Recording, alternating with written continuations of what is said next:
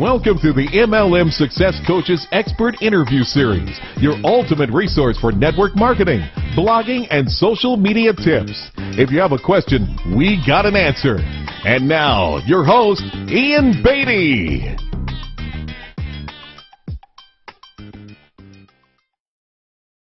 Hey everybody, welcome to the MLM Success Coaches Show. I'm your host, Ian Beatty. We're on episode number 4. And today I have joining me Mr. John Jonas from ReplaceMyself.com. How you doing today, John? Good. How are you? Doing well. Hey, John, tell us a little bit about your background and how you got started in internet marketing. So in internet marketing, I got started, I actually took an SEO class, and the guy was teaching just kind of SEO techniques and how to get traffic on the internet. And I had always had a desire to have, recurring income business, which I thought the internet was the way to go. And so that was kind of my introduction to it and my attempts at making a business, which, everything that I did in the beginning completely failed. But Right. So. Hey, so we're going to talk a little bit about outsourcing today because I know that's your pretty much mainstay on the internet. So why do you think outsourcing doesn't work for so many people? I think there are a couple reasons typically why. And for me, the number one reason what I find why it doesn't work is because people are doing it wrong. They're trying the wrong ways of doing it. They're trying to hire a contractor to do something for them on the internet. And what most people don't realize is that an internet business is not a temporary thing. A website's not a temporary thing. It's not a one-time setup. And so they go and hire a friend to do it and think that they just need to do it one time and then they're going to be done with it. Or they go and try to hire someone on Elance or on Odesk, and they're hiring a freelancer who doesn't care about their business. They don't care whether they succeed or fail. They don't care. All they care about is that they get paid and that they get their money back, or that they get paid and that they get good feedback. And for the business owner, for most people trying to outsource, what ends up not happening is automation. What most people don't realize is that what they just did not automate their business. And that's what they think happened when they started doing it. So, whether it's building a website or getting articles written or having SEO done or managing your pay-per-click or your social media, whatever it is, because this is what I was doing, it's not automation. And when it's not automation, it doesn't free you up to run your business. And typically, you may as well just be doing it yourself rather than outsourcing it then. Yeah, I've had those same problems. Hiring contractors and thinking I was outsourcing. Well, it's a form of outsourcing, but like you said, it's just not right. Yeah. So, in your opinion, the best solution for that is to be able to hire somebody that's going to be with your website for an ongoing period of time. Yeah, here's what I'll just kind of tell you how I got started quickly. I was talking with a guy one day who we were doing some similar things online, and I had figured out at this point how to make some money. I wasn't making a lot of money by any means, but I was at least making a little bit of money. And I was talking with a guy, and he said, John, when you're ready to start outsourcing this stuff, make sure you go to the Philippines with it, because in India, when you tell them something and they say yes, that means yes, I heard something come out of your mouth. It doesn't mean yes, I understood what you said. And for me, that was like, whoa, because all everyone ever hears about is India. That's all everyone ever talks about, because there's a billion people there, and you can get really great talent there, and there's so many people to choose from that you can get really great stuff. And in the end, it's really just it doesn't work. Right. And it's not because they're bad people. It's just because the culture's just different. Yeah. I'm sorry. Go ahead. Well, so what I found was that it's a completely different experience in the Philippines, where Filipinos, number one, they speak English by default. It's a primary language. Everyone speaks English there. They think like we do in the Western world, and so communication problems, it's not a problem. Culturally, there are a whole bunch of reasons why it works differently in the Philippines for outsourcing to the Philippines, letting them help you run your business, letting them run your business for you. It's just a completely different experience. Right. Hey, so in my industry, which is network marketing and MLM, we have a lot of baby boomers who participate in the industry who want to be able to market online but are not really tech savvy. What do you suggest for a person who's coming online and wants to have basically an online presence but doesn't know anything about internet marketing? What do you suggest for them? How can they go to outsourcing to pretty much fulfill what they need to get done? So I mean, I've had this. So I have so many customers that are in that situation that are 55 to 85 even, Right. who have tried this a whole bunch and just failed at it, and then they kind of figure out how to do it differently, and they get someone in the Philippines doing it for them, and all of a sudden it works. So I have a couple of suggestions that. And it needs to be done in this order. Number one, you got to figure out what you're doing. You can't just go into this blindly. You can't just go in and say, oh, I want a web presence. Let me hire someone in the Philippines to build it for me. You've got to know what you want and why you want it, and what it's going to do for you, and why it's going to do it. Because if you don't understand that, it's number one, it's going to be hard to get it built correctly. Number two, it's not going to be effective for you. You can build it, doesn't mean that it's going to do anything for you. So my number one suggestion is figure out what you want and why you want it. If it's for network marketing, is it to generate leads? Figure out how you generate leads in network marketing. Study what other people are doing. Go look on Google, search on Google, and see which ads show up repeatedly, and look at what they're doing to generate the leads, and go through their funnels. Go through what they're doing. Go, maybe don't join other people's MLMs, or maybe join them for a month or something. Just to see what their process is to generate the leads. Figure out what other people are doing. Then when you've understood it, so if that's your goal, great. If your goal is just to get publicity, figure out what other people are doing to get publicity. The point is don't try and reinvent the wheel. Don't try and create something from scratch where other people have done this for years and years and years and have failed and succeeded and failed and succeeded and they figured out what works. You don't need to go through that failure process where you can just look at what other people are doing, because the internet's so dang open that it's really easy to see what other people are doing. So first of all, figure out what you want and why you want it. Figure out what other people are doing that are succeeding, and then hire someone in the Philippines to do it for you. Okay. And that's I've just seen so much success with that, with people doing it that way. That's super practical advice, really. Good. So we come to the point where, okay, we figured out one strategy. Let's say article marketing. So how do we go about finding talent? What is the next step to actually start outsourcing? So, okay, so there's a couple options. I do webinars regularly where I teach it. I teach it for free. How the experience that I've been through. I never wanted to do this. I never wanted to be teaching people how to do this, but everyone wanted to know because it's so different. It's so much more effective than what else is out there that I started doing webinars to teach it regularly. And you can, like you said, at replacemyself.com, I teach how I replaced myself in my business by hiring Filipinos. So I'll teach you how to find the Filipinos and where to go to look for them, what skills to look for, and how to hire them, and the process, and how to manage them, and what to have them do for you, and all that stuff. I'll give you a basic overview right now. Okay. If you go to onlinejobs.ph, there's the biggest database of Filipino resumes. There's over 50,000 Filipino resumes there.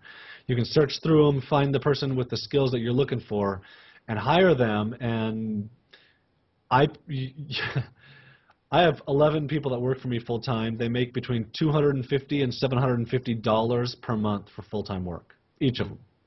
So it's super, super affordable for full time work. They'll never quit, which means you can teach them over and over and over and over again, and they will, over time you teach them everything about your business, and they'll just run your business for you. Every time you teach them something, they get better and better. So I hope that answers your question. Yeah, it does. What are some of the things that you have VAs doing for you that you've hired VAs to do for you, just so people can have an idea of what can be done?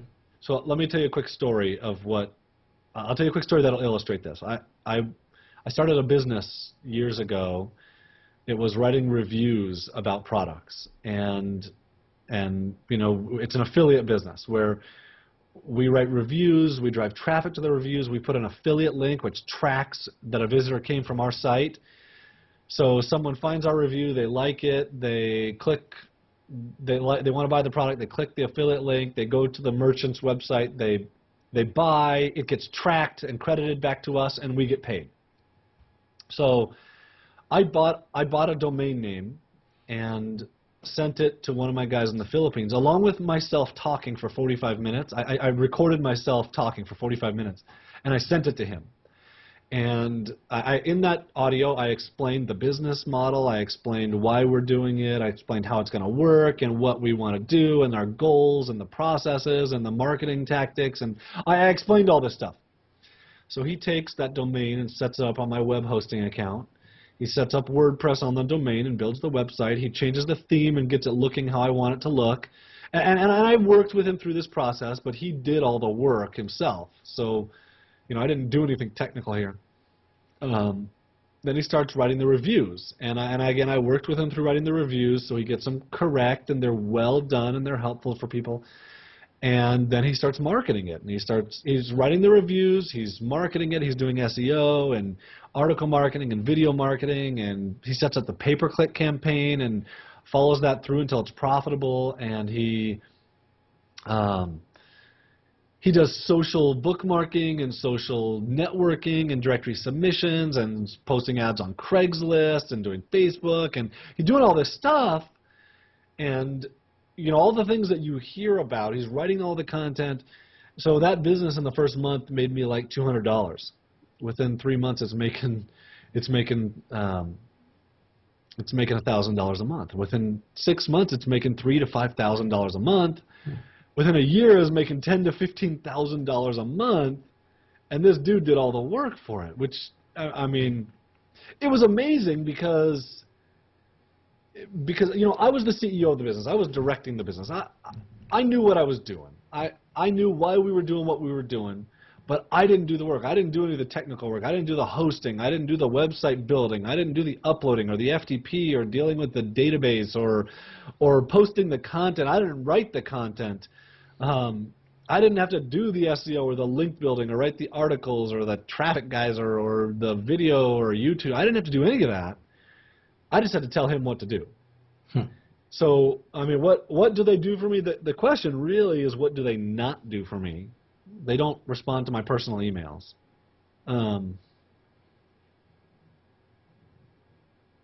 They don't do interviews like this.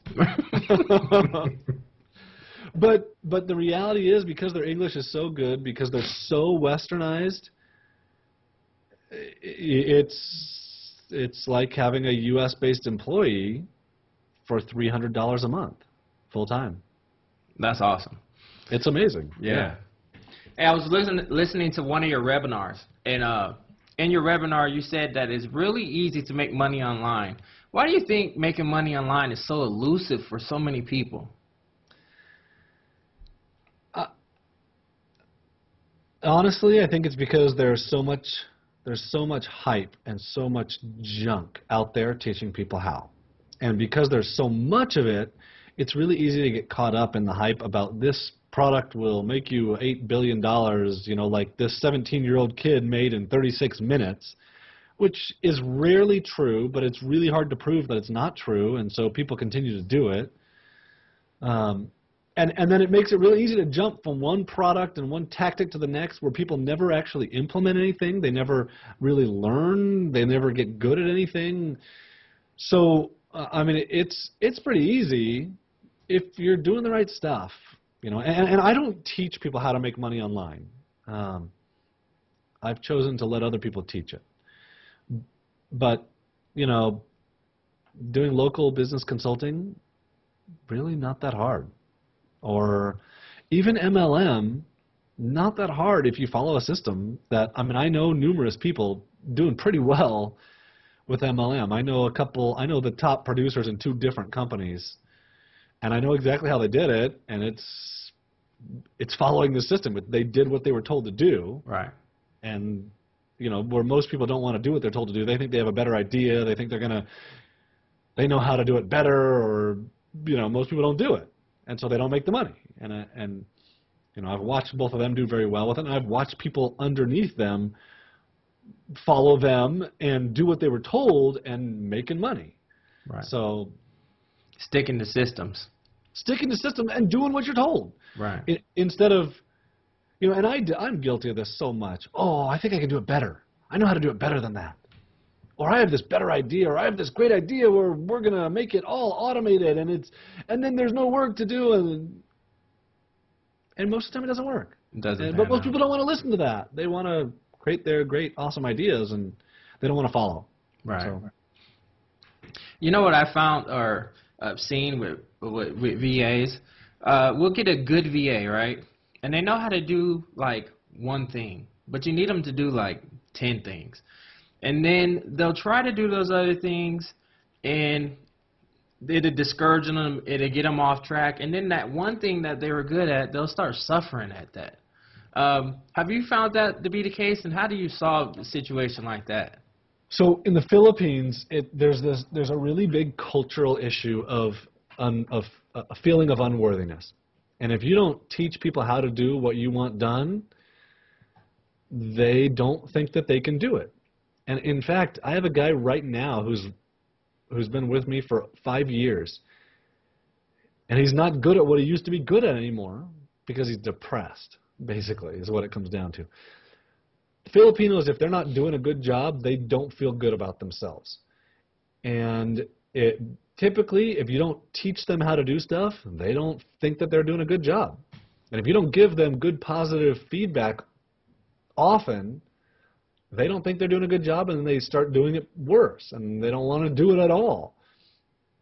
So the 2 ways to solve this: give good, positive feedback, give positive reinforcement always, give feedback on stuff, and then train. You've got to train people how to do stuff, because if you don't train them how to do it, even if they think they know how to do it, they're worried that they're going to do it wrong for you. They're scared.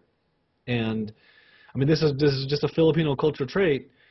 They are worried about letting you down and disappointing you, and whether they're disappointing you or not, if they're not hearing positive feedback, they think that they're failing, and then they don't want to do anything.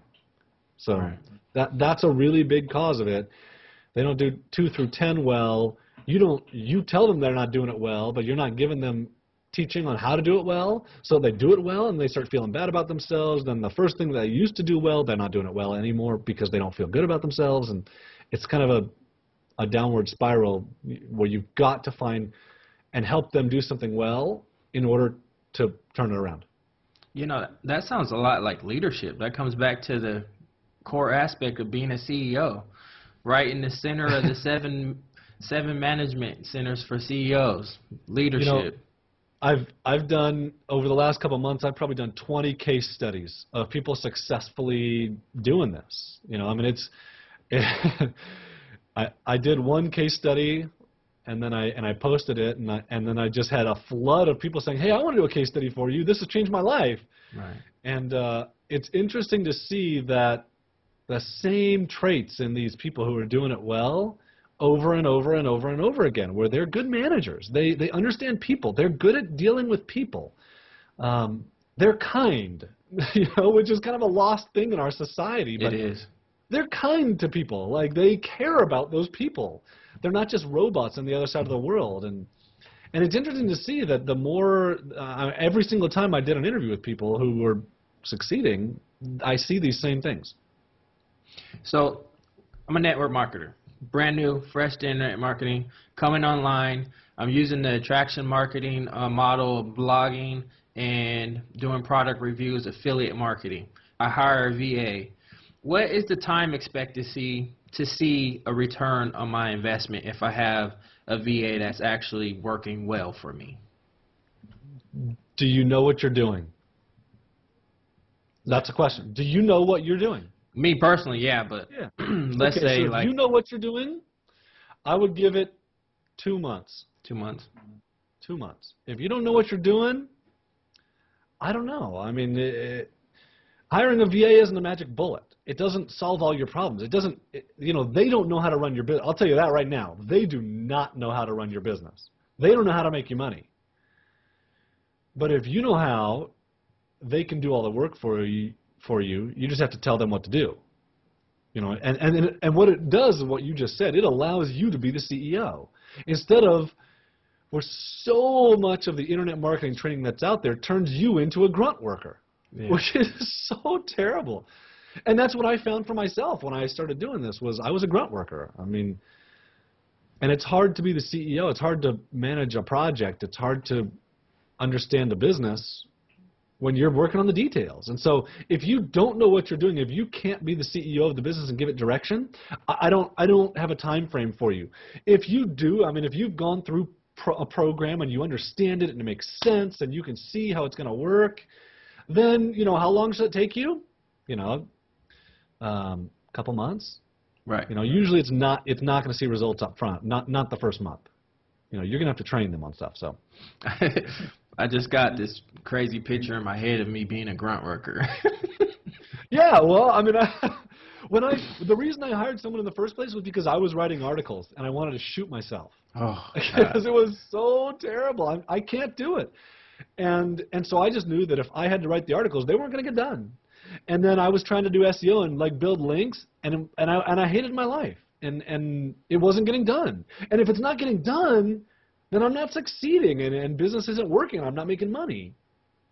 But I knew that it had to get done, and I knew why, and I knew how, but I just couldn't do it myself. And so as soon as I figured out that I could get someone else, things changed, and that was really, really important.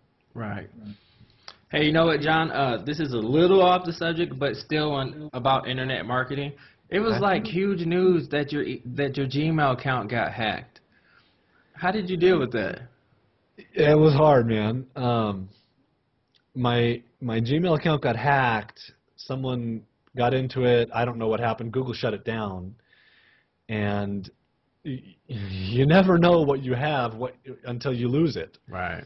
And it's with Google, which I have issues with Google, whatever. That's a different story. With Google, when something gets shut down, it's not just your Gmail. It's your Google Docs. Yeah. It's your calendar. It's your YouTube account. It's your Google Voice account. If you have notes in Google Docs, they're gone. Your Google Voice account, my phone was still ringing, but people had that phone number, and I couldn't manage it, and who knows if they were going to shut it down or give it to someone else. Or my YouTube account, every video that I had ever uploaded, gone. Wow. And fortunately, my Gmail didn't get deleted, and I managed to get it back. It was really, really difficult to get it back, and if you're not prepared ahead of time, it's impossible to get it back. You cannot talk to someone at Google about it. You cannot fudge your way to getting it back. You can't tell them, oh, hey, look at this, and I'll prove you it's mine. There's no human behind the recovery process. It's 100% computers. So if you're not prepared for that and you lose your account, it's gone, period. I mean, you're not going to get it back. Fortunately, I had read some stuff about it ahead of time, and I was somewhat prepared to get it back, although I didn't realize how difficult it would be. But I had all the data that I needed ahead of time. And I had backups. I mean, I had a backup of my Gmail account, which is, in the end, that's how I got my account back, was because I could go back and look and figure out the kinds of questions they were asking, which is like, what date did you open up your Gmail account? Or what date did you start using other Google services? Or who are the 5 most emailed people? Or what are the... who knows that? Dude, what 5 tags? Tell me 5 of the tags that you're using. And if you don't know that, guessing on these things or getting them kind of close makes it worse. You will not get your account back if you're doing that. So anyway, I mean, I made a couple blog posts about it. Probably 2 of the most popular blog posts I ever made because it's such a huge part of everyone's life. It was a really good experience for me. Right. I mean, not a good experience, but a good learning experience. A terrible experience though to lose your account. Yeah, so we should all learn from John. Good passwords, strong passwords, and always change them. And turn on the Google now. 6 days after my account got hacked, Google released the Google 2-step verification, which would have prevented it from getting hacked. Right. That Google two-step verification is so awesome. Use it. Turn that on your account. Even if it adds one step for you once a month, it is so worth it. Yeah. So, do you have any horror stories about virtual assistants and outsourcing? I personally don't. I will tell you this. One time I heard of someone where they hired a VA, and that when they fired them, they didn't pay them. And that person had worked for them for like 3 weeks, and they had actually done some work, and they didn't pay them. And that person went and posted some negative stuff about that employer online. That was the worst horrible experience I've ever heard. Literally, I've probably helped 40,000 Filipinos get jobs in the last 3 years. And never have I heard of a horror story other than, like, I hired this guy, he didn't do the work. I hired this guy, he did poor work. I've never heard, other than that one story, I've never heard of a story of, like, they stole something from me or they stole my business. That happens in India. It doesn't happen in the Philippines. I mean, I can't say it doesn't. I've never heard of it happening in the Philippines. So do I have horror stories? I don't. Maybe there are, but... I have a horror story. It's not really a horror story. It's bad leadership. I hired my first VA, and I didn't know what I was doing, but I just know everybody, like you said, hype-driven internet marketing sales. Everybody was saying, you have to have a VA. You're not going to be successful without one. So I hired my VA from India, Pakistan, actually. And for the first month, we did a little bit of work, but I had hired her for like 3 months. The first month we did some work. The second 2 months we didn't do anything really, and I felt bad, so I just kept paying her. That's my horror story. So if you want to talk about VAs in general, I can tell you some bad stuff. But from the Philippines, no. And this is why I say go to the Philippines with it. I mean, this is why I'm so adamant about it. I'll tell you, I talked to a guy a couple months ago who said he contacted someone in India, and their first question to him was, what's your business model? And he was like, what does that have to do with anything? What? You don't need to know my business model. That does not. What's your revenue model, sir? And he was like, hell no. You want to steal my business. That's all you want. And so, you know, he figured it out that he's not going to do this, and he went to the Philippines with it, and he's had a really great experience. But that's the difference. That's the difference between what people hear and what people try, and why outsourcing is such a difficult topic typically, because they're going to India, and then you're so limited on what you can do and what you can get done, because you have to be careful, because otherwise they're going to steal it from you, or they're not going to get the work done because culturally they can't. Where the Philippines is just a different experience. Right. All right, so I appreciate you coming on the show today, John, clarifying the virtual assistant thing and outsourcing specifically to the Philippines. If any of my viewers are interested in learning how to do so, you could go over to replacemyself.com. It's an excellent service. It actually has everything that you need in one format. It has the project management, it has the training for your VAs, it has the onlinejobs.ph, so it's the database where you can hire everybody for your virtual assistant needs. All right, John, I appreciate you coming on the show, and you have a good day, okay? Thank you. You too. We'll talk to you later. Okay. Thanks for tuning in to the MLM Success Coaches Show, where our motto is nobody wants a boss, everybody wants a coach. Until next time, have a great day.